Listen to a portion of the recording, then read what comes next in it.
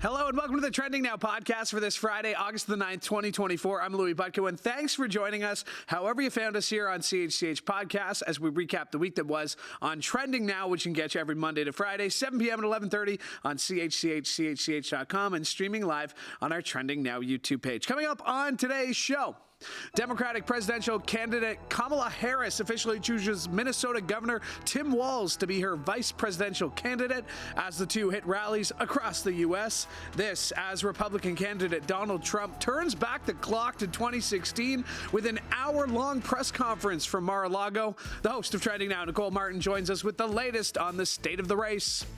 Russia has declared a federal-level emergency in the Kursk region following a large-scale incursion from Ukraine. Jason Gaidola has been following this story this week and joins us later on the show for the absolute latest. And Austrian authorities have announced a third arrest in connection with the foiled conspiracy to attack three now canceled Taylor Swift concerts. Manesa Dhanabalan joins us before we say goodbye with the latest on that story, but we start with the host of Trending Now. Look at my vibe today. This is like, it's been a long week. Listen, if we want to talk vibes, we want to talk vibes. I'm already on the vacation mustache mode that I'm rocking here. Are you off next week? I'm off next week. Oh, that's So I was nice. a little bit early with normally I would have kept the rest of the facial hair a little bit longer. But I was like, you know what? I'm just going to go with it. I got Trending Now today. I got a few more hours and then I'm on vacation for a full week. Are you going to just let that mustache grow the whole week off? Probably. Just let it run. This is kind of like, it's going to max out at this though. You think? This is it doesn't get straggly and I'll trim it. I'll keep it like somewhat presentable. Okay. Selena, our 6 p.m. producer, I finally got something out of her to say something about it. I'm like, so nobody's going to say anything. She's like, I didn't know if I was allowed. Matt Ferrato, our evening micro truck operator, he came in and it was the first thing he said. Mustache. So, yeah. Close up. I don't think it looks that bad. Mike, getting closer. Say, come in. I don't think closer. like with the whole combo, I actually don't think it looks that bad. But people on the internet will disagree with me, as they tend to do. They tend to do that. That's fine. Leave it to them. Last time you were on the show, Joe Biden was still running for president. We were wondering whether he was going to still be running for president. A lot has happened in the last few weeks. Where do you stand on where the race stands? Oh, well, it sounds as though Kamala Harris and Tim Walz are now leading at this point. So this is huge. This is a big moment for Trump because Trump actually, especially after his assassination attempt, had really been running up in the polls. But now it's like, where is he? What's going on? The whole news cycle right now is Kamala, and Tim Walz. Except that for was a big yesterday. week. Yeah. We'll get into his rambling. And like I said in the intro, it was sort of circa 2016. It was, that's a stupid question. Why are you asking? Like he was attacked. Like he was Trump 8 years ago, right? It was rambly at times. It made no sense. Made no sense. Some things I think have changed a little bit with him. And now we're asking about his age and whether he's all there. He's bought. I think back in 2015, 2016, he really seemed like he was doing this. This is Trump. This is who he is. But you can kind of tell that now he's really following the Republican ways. He's on that ticket. And he's bought in some ways. We'll get to some of the highlights, so to speak. I was surprised that MSNBC, CNN, they stayed with him. Normally, when he was president, they'd get out of those sorts of things, provide live fact checks. But again, we'll dive into that in a second. Kamala Harris on Monday, announced her vice presidential candidate. No, you're right, Tuesday. It was Tuesday. Okay, good. We thought the answer was coming Monday. She wanted to sleep on it one more day. And then at a rally in Philadelphia, thank you, Tim Walz. A bit of a surprise. A lot of people thought it was going to be Shapiro there in the governor of Pennsylvania. Because you're looking for the battleground states, that blue wall. Like they need that to win and to keep the White House. And so he's from the Midwest. He's from Minnesota. So, I mean, they're looking for that area as well. So, but it's an interesting pick. And apparently there were a number of people who just didn't want the job. Yeah. So I don't know where he stood on the line and the list of people who she was looking for a running mate. But Yeah, he's 60 too, eh? Yeah, well, 60 years old. So the Josh Shapiro stuff, there was a lot of people, the right obviously attacking Kamala Harris for not selecting him, saying, well, Kamala Harris, the Democrats don't like Jewish people. Yeah. Despite the fact that her husband, Doug Emhoff, is Jewish. Despite the fact Chuck Schumer, the highest ranking Democrat, is also Jewish. Yeah. But a lot of people were thrown off about Shapiro's ambition and that he wasn't going to be a number 2 in a Harris presidency, wanted equal kind of footing, and I think that threw off Harris. Walz, I think, seems like the kind of guy who would kind of just be happy to be vice president. I also think it did have a lot to do with Israel because so much was coming back from Shapiro's time, really advocating for Israel. I think he was in the IDF as well. And they want to stay away from that because what Harris is finding this week, even at her rally in Detroit that was interrupted by protesters, is she's coming to terms with the fact that there's a lot of people within the Democrats that are very much against Israel and its war in Gaza. So they're trying to balance that right now. I think if they went with a Jewish VP pick, there could have been a lot of infighting within the Democrats. This guy seems a lot especially safer. What he has written about it in past, what he has said about it. Obviously, Cori Bush, obviously that happened this week too. The member of the Squad, AIPAC, a traditionally very pro-Israel super PAC, funding money into her opponent.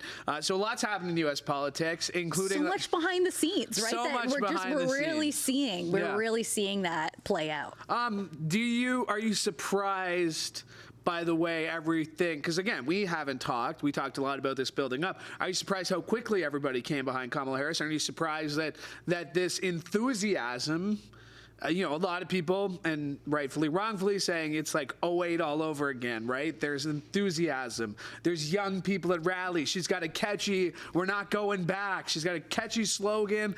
I'll admit, I watched Tuesday night live. I wanted to see. I heard her speak. She had been away for a few weeks. I think she got probably, because this all came up really very, very quickly. She had to go from VP to presidential candidate / now front runner very quickly. But again, so much happens behind the scenes that we don't know about. So for that whole couple weeks, like when was that CNN debate? Oh my gosh, it feels like it was like a year ago, but I think it was June, end of June. So since that moment, they were already putting the wheels in motion here. So she would have had some kind of thought or understanding that it could very well be Biden will drop out, you will be the one. So they would have this plan in place. But yeah, it's been actually very exciting to see so many people come behind her.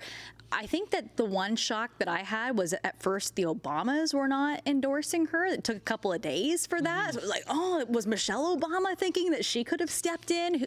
Who knows? But yeah, she's got like the celebrity superpower behind her too. All of her rallies. Swift, maybe. She hinted picture. at it. Yeah. I mean, she's going to. Come on. For I sure. have to think. We'll get into the latest on T Swift, as I mentioned in the intro as well. So where's Trump in all this? Well, that's JD the Vance, thing. he did that press conference yesterday. You did a story on that. But they've been talking so much about the Midwest and the blue wall and the battleground states, and it's like JD Vance is on his own out there. He's out there getting off the plane. It was hilarious. At the Wisconsin tarmac, his plane arrives just after Kamala and Walz step out of their plane. And so it's like, oh my gosh, they have like the same schedule, same itinerary, but Trump's nowhere to be found because he's chilling in Florida and Mar A Lago. And that's where he did the press conference yesterday. It's like, okay, reporters, come to my house. And then he even says at one point too, he's like, you need to speak up. He's yelling at the reporters. He's like, this home is worth $18 million. And you're like, okay, like, all right, Trump. It's the most valuable piece of property in Florida, as he loves to remind people. Like I said, it did feel very 2016, airing of grievances, the baseless attacks, and it also feels like he wants to be front and center. Everybody's talking about Kamala. Nobody's talking about Trump. What does he do? He goes, and like I said, that was more than an hour yesterday that he spoke, 90 minutes approaching. Is it going to work? I mean, it's not 2016. He's been president before. Is it going to work? Well, he's apparently out on the campaign trail today. So obviously someone within his camp said, this is not enough. Like, we need to see you out there at a rally again. Does he have PTSD from, I don't know. He's been out at other rallies since the assassination attempt. But Yeah, it probably wasn't enough. The one thing that he has done through that press conference was really target the Harris campaign and the fact that they're not taking questions from reporters. So here he did do this whole 90-minute, very Trump-style speech, and it was actually mainly answering questions. Yeah. So I think that they're using that as, hey, I'm here and I'm trying to be As transparent. opposed to- What's Harris doing? She's getting up at a podium with all of her fans at these rallies that are Democratic voters. And she's not taking questions from the media. The first time she did in weeks was last night when someone quickly tried to clip her as she's going up to her plane, Air Force One, and they were asking her about the debate. Because now we know September 10th. Which earlier in the week, because of his ongoing lawsuit with ABC News and George Stephanopoulos, he couldn't do it. But now, even they've with switched the moderators. But it was never going to be George Stephanopoulos, though, right? It was hilarious. Yeah. So the report today from Puck Magazine, Tara Palmieri, saying that Trump is looking to bring in Kellyanne Conway to shake up his faltering campaign. Well, we know 2016 all over again. I'm telling you. You're right. You nailed it, Ben. What are we? We are less than 3 months away. All we need now is Steve Bannon. Who's in jail? I think he's in jail, by the way. Yeah, I think he's in jail. Roger Stone. Yeah. Bring back the oldies. Yeah. Rob Manafort. All these people who have gone to jail. Yeah. 3 months to go. How you feeling? It's every day. But you can't help it. It's trending. It's all the top thing. I mean, tonight you'll see it's Walz versus Vance, and it's like military records. Now they're comparing. Did Walz intentionally put forward his retirement and his resignation from the military to avoid deployment to Iraq? That's Vance's whole thing. But meanwhile, now Vance is coming under fire because, yes, he did go to Iraq, but he was in public affairs, so he was writing press releases. He didn't actually do any fighting in Iraq. But fun. Yeah, that's fun. It never ends. You got big plans for the weekend? Yeah, I'm going to a farm. I'm going to Spring Ridge Farm. Oh, yeah, with little Mia. Yeah, she loves it. Is she a big farm girl? She does. She loves tractor rides. There's a big sandbox. Yeah, she loves it. You're going to have the time. And it's supposed to be a beautiful weekend for it, too. Thank you, Lou. All right, well, enjoy. Thanks for doing this. You got to get ready for the show? Yeah. Okay. Take my hat off, do my hair. I don't know. We'll see. I'll let you do that. All right. Nicole Martin, my thanks sir, for joining me. Still had Jason Gaidola and Manesa Dhanabalan will be by as well. I wanted to get to some trending news across the pond, where Britain's Prime Minister held a second emergency meeting with his cabinet over the widespread rioting in many cities. Tensions remain high following the stabbing rampage that killed 3 young girls at a dance class last week and the misinformation surrounding the suspect's identity and citizenship. Prime Minister Keir Starmer labeled the violence as far-right thuggery and blamed social media for causing it.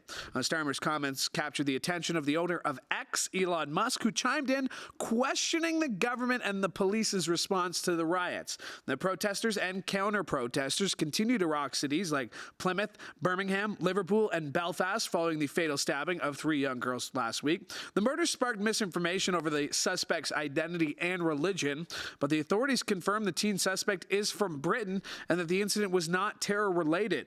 The outrage over migrants and Muslim communities also being felt by those on the outside looking in. However, as police try to break up the riots, counter-protesters continued to grow, and Britain's freshly elected prime minister blamed social media's platforms for sparking the riots, which in turn caught the attention of billionaire Elon Musk, who tweeted at the UK leader asking about the protection of all communities.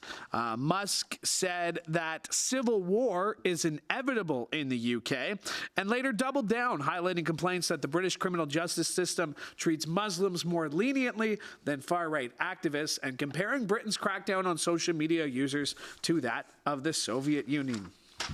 It's Elon Musk, and that's the latest in UK. And I believe, Jason Gaidola, did you work on that story earlier this week? I did, yeah. Crazy violence out in the UK. It's just...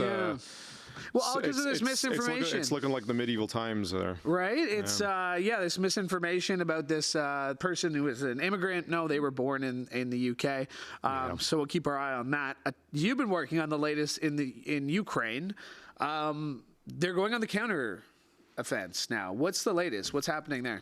It seems to have caught a lot of people by surprise. I don't think anybody was expecting it, based off the people that I've talked to that have that look at this closely. Obviously, somebody who's Used to be an Canadian ambassador to NATO, and it was completely by surprise, calculated, of course, because I think right now Ukraine is what's being the strategy is twofold. I mean, I think I don't, in terms of the timing, I'm not too sure, but from what it appears is that the strategy is to help try to bring the Russian troops in the eastern front of Ukraine out of those areas to come back and start fighting and alleviating those areas. Also, the second theory is this going to be the Kursk region that they've invaded, they've incurred into? Is this going to be a bargaining chip for when there could be potential peace talks? Because that's kind of the prediction. Zelensky offered Russia to come to the next summit, which is in November, coincidentally scheduled right before the presidential election. So that U.S. presidential election, the outcome of that could be a determining factor on how those peace talks may go. So I'm not sure. From my point of view, it's kind of hard to predict, because does Zelensky want a peace deal before there's a result, because in case Trump wins? Or is this kind of like a threat to Russia saying, let's talk peace now, because if the Democrats win, you could have 4 more years of all this money and all this support and all these resources, and we're going to keep going. Because Trump's been pretty clear that he thinks he can end the war relatively quickly, is what he says. So just to be clear, so Ukrainians are going into Russian territory, like you said. They've gone at least about, from what I'm seeing the reports, it could be as up to maybe 15 kilometers in. Apparently, they're in an area where there's a nuclear power plant. There's some energy resources. I don't know if they're gonna just take that hostage. Who knows? But they've made some significant gains where now Russia has declared a federal state of emergency. They've had to call in their reserves, from what I understand, which is basically the reserve army that does not get sent out in a foreign land, but they have to protect inland. So right now, there's the whole war is it's a complete tactical shift right now. Yeah, huge. And obviously Russia not taking this lightly. They attacked a Ukrainian grocery store today. They did. 14 people killed, another 43 injured in that. So I mean, just a reminder, this war's been going on for more than 2 years. February 2022 that it's been going on. So you said the next peace talks aren't until November, though. Well, there's a global peace summit that is scheduled. The date has not been confirmed, I don't believe, but it's, from what I understand, is that they're aiming to have it right before the U.S. presidential election. So November could be a big month. Yeah, and it's been a while since, obviously this war has been ongoing, but back in the headlines, front and center, especially this week. You working on it the last couple of days, and you'll have more on it in tonight's show. Absolutely. Let's talk a little Olympics. How much have you been watching? What have you been watching? Or have you found yourselves, how have you been watching the Olympics? Yeah, I try to watch whatever I can. I mean, I personally only have interest. I mean, I watch how Canada does. I always watch how the Canadians are going to do, and frankly, Canada's been doing really well. They may pass their. I think their most 23 was the one they had last. I think they've already passed the non-boycott. If you don't include the boycott year, and I believe 84. Another gold today in the 4x100. What a race, man! It just brought me back to when Canada was a track power, right? and granted, it was a big mess up for the U.S. Something had to go wrong, but still on the second runner, it was bad, but. I mean, you still got to beat the other people, right? Absolutely. So it was a great win. Track is one of my favorites, and the 100-meter dash. Always watching it. It's the most. I think it's the most electrifying event at the Olympics. And it went right down to the wire this year. It went right down to the wire. Literally. Yeah. A couple of golds, right? A couple of surprise golds. The hammer throw, the new national sport of Canada, I guess we're going to have to say. But some disappointing finishes as well. And we can put Andre DeGrasse in this, not making the final for the first time in his Olympic career. But the basketball. Good. You can blame the referees, which is what a lot of the Canadians were doing afterwards. A very hostile crowd playing France in the quarterfinals, but for a team that had so much promise, so much depth, Jamal Murray coming off the bench, a little bit of a disappointment, you could say. It was a disappointment for the men's. It was disappointing to see how overall, Jamal Murray was just not that clutch player that we're used to seeing, and this is I mean, what is it? A 7-game tournament? Yeah, basically. It's the margin for error in these international tournaments, whether soccer, basketball, whatever. They're so small, right? You have one bad game, and all of a sudden it's like disappointment. It's a lot to ask for. I really thought Canada. I mean, they were in a monster bracket. I really didn't like this. I really don't like the way this Olympic basketball tournament's going. I think it does look shady to me. It does look shady. It's like you look at the U.S. It's like they have like they could field 3 basketball teams, and they have the easiest path. And all like the favorites, Canada, Germany, Spain, even France. Well, I mean, I guess France because they're at home, all on one side of the bracket, and then the U.S. gets to play Brazil and then Serbia. I know Serbia took up by 11 at the half. They took it to them, but Serbia is not I don't think they're the team they used to be. Jokic, one of the best players in the world. That's it. But other than that, it's like it just looks like. I'm sorry to say it, but it looks like propaganda. It really does, and I mean, and it is like the one it's highly attended, right? You get to see all these NBA superstars. But that's what it is. It was. I did watch the fourth quarter of yesterday's game, USA's comeback, basically, and it was like LeBron to Steph for the 3, and it was like, okay, like that's the best player. That's kind of cool. The best player for the United States for me was Kevin Durant because the games, every game, most of the games that I've saw, and when he stepped in, he would turn the game around. When they would go on a run, he'd hit it like 2-3 straight shots, and it would just change the whole face of the game. So I know you got to get ready for today's show, but I'm going to ask you, what do you got going on this weekend? Oh boy, I got a wedding. On the spot. Yeah. A wedding. Yeah. Oh, where is it? We're to crash it. In London. In London? Yeah, all right. are you crashing I can crash a London wedding. Yeah, why not? Why not? I got nothing to do. I'm on vacation. I got nothing to crash do. It. Jason Gaidola, thank you so much for doing this. Really appreciate it. Much appreciated. All right, Jason Gaidola, my thanks to him for joining today's show. In just a little bit, we'll be joined by Manesa Dhanabalan, so hang tight for that. But wanted to get to this story as well, which was trending this week. The latest on a foiled Toronto terror attack, where Canada's public safety minister said this week that the federal departments are reviewing how the 2 men arrested, a father and son duo, were allowed into Canada in the first place with suspected links to a terrorist group abroad. Global News reported over the weekend that the father had taken part in an assault shown in a video released by ISIS before he immigrated to Canada. Conservative leader Pierre Poilievre saying the Trudeau government needs to explain how the 2 men that had links to the Islamic State terror group were able to immigrate to Canada. Meanwhile, Conservative House Leader Andrew Scheer is demanding that the Commons recall its Public Safety Committee to dig into the case that involves 62-year-old Ahmed El-Didi and his 26-year-old son Mostafa. The father and son duo were arrested in Richmond Hill last month and faced 9 different terrorism charges, including conspiracy to commit murder and possession of weapons for terrorism purposes. RCMP telling the media last week that the father faces an additional count of aggravated assault outside Canada, and Global News had the exclusive details on that one. The offices of the Public Safety and Immigration Ministers telling Trending Now Conservatives, quote, would rather risk undoing the tremendous work of our security agencies just to score a few political points. That was the only terrorism story we had this week, and one affecting something we talk about a lot here on the show, and that being Taylor Swift.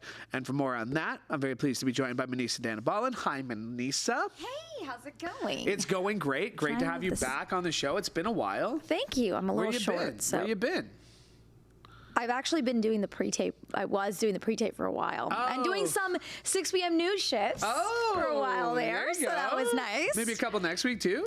But other than that? 2 next week. 2 next week. I'll be on the 6 p.m. news. Yay! But of course, you are a huge part of the Trending Now family and going to be a regular occurring guest here on the podcast every Friday. Yeah. So looking forward to that.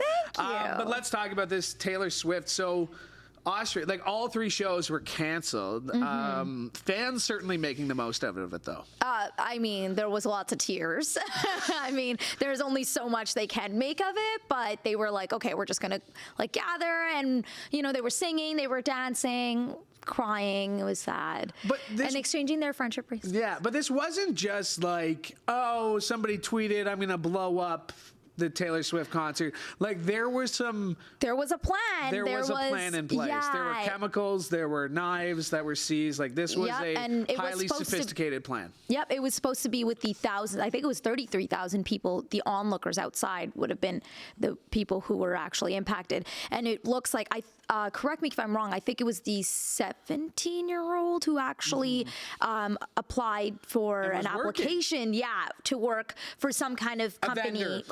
Somebody who would bring in the popcorn or the chips or the beer. Yes. Somebody who had access to the stadium, which makes that so much more real. Exactly. So it's definitely very scary because there was thousands of people. And this is actually something that even Taylor Swift in the past, like years ago, I think it was 2019, she actually brought up that she was scared after like the two incidents that happened in 2017, one of them being the Ariana Grande. That one was in the UK, right? Yes. Yeah. So that was one of those things where she was scared that like there were thousands, like millions of fans that would have, she was afraid to go on tour prior. So as of when I checked, I don't know if she's put out a statement yet on this yet. I haven't checked yet, but yesterday she didn't. She was pretty quiet about it. But the event organizers were like, that was the best thing to do. And it makes sense, right? Because it comes down to safety at the end of the day. Third arrest was made today, which was weird. I thought they said no more arrests were coming, but that's not what happened. Was that the 15-year-old that they were questioning? I might have been, yeah. Okay, because there was third person in the now foiled plot. But like I said, this was a real attack. This is it's another teen, and they didn't have any ties. Did they have ties to extremism? Did they say, or were they? Yes, they did. They did. It was ISIS, I believe. Yeah. Okay. Well, again, scary stuff. And Al Qaeda. Oh yeah, that's right. Yeah. I think it was both. Yeah. Authorities say the plot appears to have been inspired by the Islamic State and Al Qaeda. They found bomb-making materials. And the teenager confessed to planning to kill as many people as possible outside the concert venue. So some scary stuff. And like you said, Taylor Swift's still on tour. She's coming to Toronto for a bunch of shows. How do Canadians react? How do Canadian authorities react? And like I said, how does she react? I think there was also fears for some Swifties that to go to the London one, right? And London has gotten, I think the Canadian government issued a warning about traveling to London this week and all that stuff. So yes, scary world that we live in. Scary, yeah. Things are just. And something that's maybe not so scary, your story today, pretty interesting. A little bit of a turn of events. So 7-Eleven, so almost all of the 7-Elevens in Ontario, except for one, has received, the one at Pearson Airport. Yeah. Other than that, all of them have filed for the paperwork, whatever. Two of them already serve alcohol, including one right down the road. Yeah. Niagara Falls. And I'll tell you a story. Carly Conway, our old assignment editor, she was working on this story to go to this 7-Eleven for weeks, and I was going to be the reporter who did the story, who would go out to the 7-Eleven, shoot the interview about being able to drink at 7-Eleven, but there's going to be rules about drinking at 7-Elevens, right? Yeah. You have to be served it. There's going to be, like, what's the latest on this? I'm pretty sure you have to, you can't do it outside the premises. It needs to be inside. Yeah. And I believe it's, obviously, you have to be the legal age of drinking. Okay. Yeah. Because I think the ones in Niagara right now are and Leamington, correct me if I'm wrong, they're actually in like a closed case, like it's like locked, right? I think so. The staff has to actually get it for you. Yeah, they have to pour it for you. You can't take it off the premises. Yeah, there you go. Why? What in do you your mean, story, why do I want to go to 7-Eleven to drink 6 or 7 beers? I don't even like the food at 7-Eleven. Like the food at 7-Eleven is disgusting. Like, I'm sorry. I'm not going to get any. No, 7-Eleven Slurpees is the only things that I'll ever go. But like you're seeing that like pizza or the chicken wings that are in that case, and you're just like, never tried it. At no point have I been motivated to be like, what I feel like? Some 7-Eleven chicken wings. Like, no. You know what I feel like? A beer at 7-Eleven. Like why? That's my question to you. Why?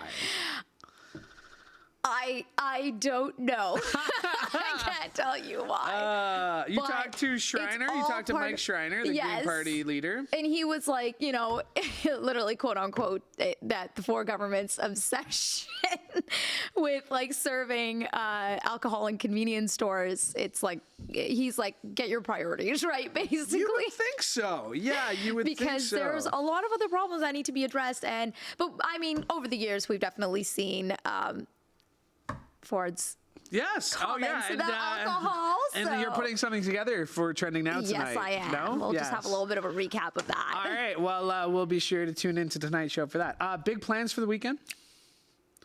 You went camping a few weeks ago. You survived. Went camping. I survived.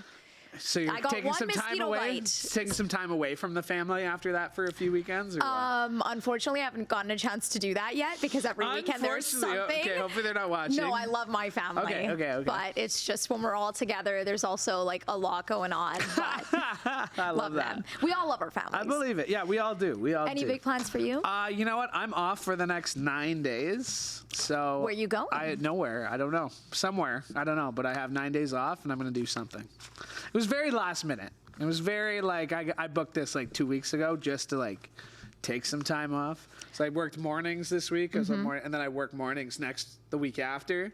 So I was like, you know what? 1 week in August where I can sleep in later than 3 a.m. So that's going to be next week. Sleep in later than 3 a.m.? Yeah. Because when you're on the mornings, you have to be up at like 2:45. Oh, okay. That makes sense. Okay. I was like, All what? right, Manesa Dhanabalan, everybody. I could have said something mean and I didn't. Yeah, So. okay, thank you. Bye. Okay, bye. All right, my thanks to Manesa Dhanabalan for joining me today. My thanks to Jason Gaidola and Nicole Martin as well. My thanks to Mike Corsten for directing today's show. And my thanks to Alex Pohl for being the best darn production assistant in the afternoon and in the world. There you go. Katie's going to be mad at me that I said that, but there you go. All right, and thank you for listening and for following us, which you can do on our various social media channels on Trending Now, including X and YouTube at Trending Now CHCH, at Trending Now CHCH. There you go. And while you are liking and subscribing, make sure you subscribe to CHCH Podcasts so you never miss an episode of this show or any of the other great shows we have for you, including Sportsline with Bubba O'Neill. You can catch that one every Monday to Friday, wherever you get your favorite podcasts, or go to chch.com/podcasts. From all of us here at CHCH, I'm Louie Butko, hoping you have a great weekend.